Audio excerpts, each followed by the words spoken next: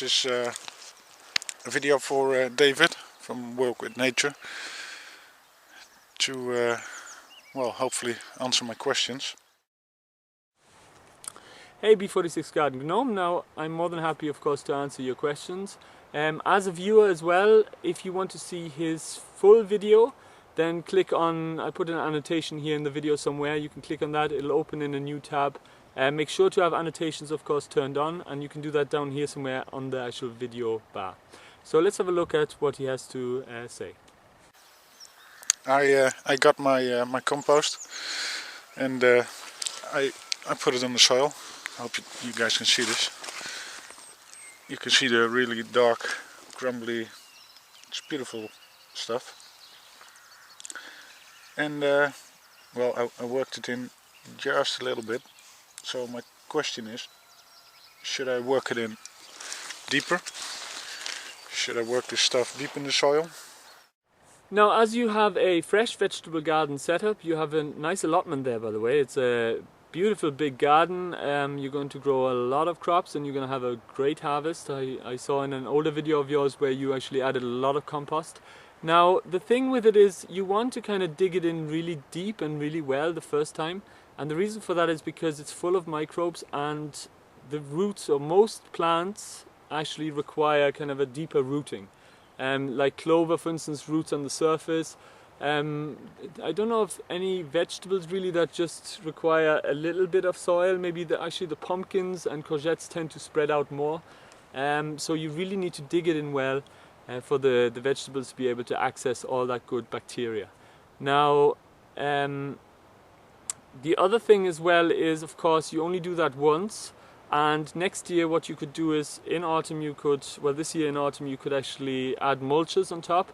If you can't get all that kind of lovely like grass clippings or straw and things like that, then you might want to get Mypex.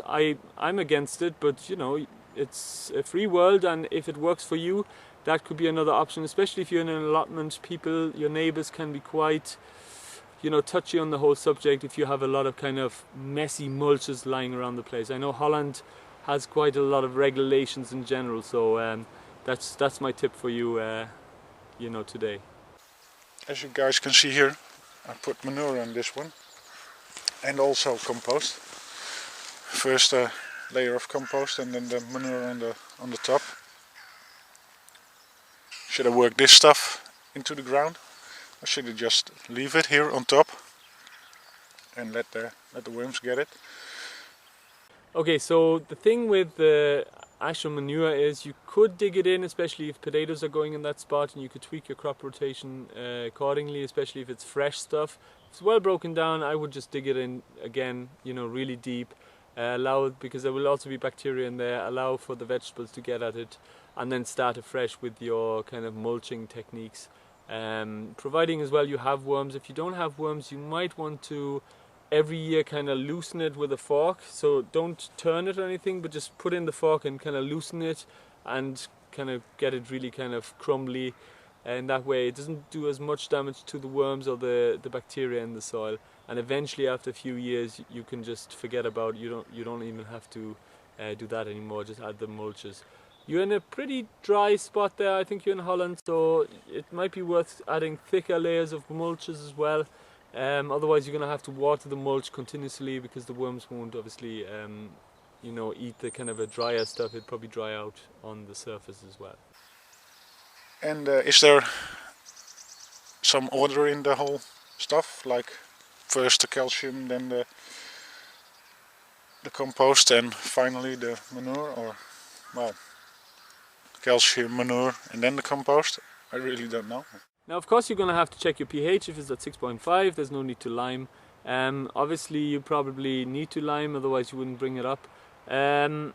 Now, if the compost is really kind of well broken down, then obviously you're not going to have such a great effect on the microbes in the compost. You can actually almost add a bit of lime, or wood ash actually is a very good thing. To add maybe something like this amount for every 2 square meters would be more than enough. So, you know, just a little bit does a lot to bring up the pH again.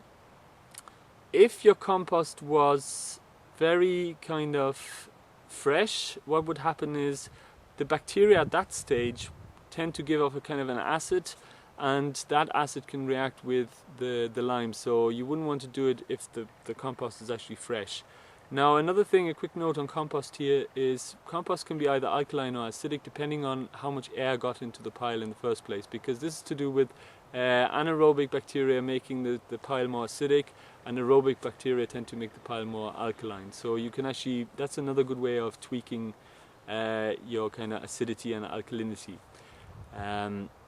Another thing as well is if you're living in a high kind of rainfall climate like Ireland here, we are always going to have sour soils, which are, you know, acidic soil, so we really want to try and get a lot of aerobic kind of compost piles going on to kind of rectify that whole situation. Also again, adding compost tea or adding wood ash as well.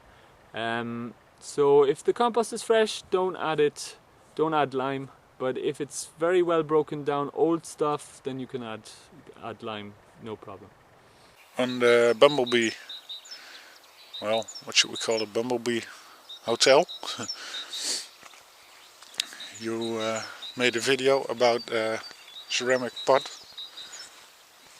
and put it in the ground with the upside down, just above the ground, a centimeter, 2 centimeters maybe, and make some kind of roof over it so it doesn't get rained in.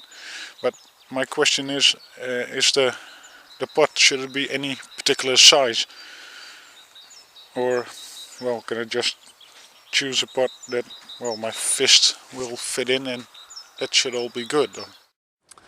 Now that's of course a good question, because if you provide too small a pot, the bumblebees aren't going to make a home in it.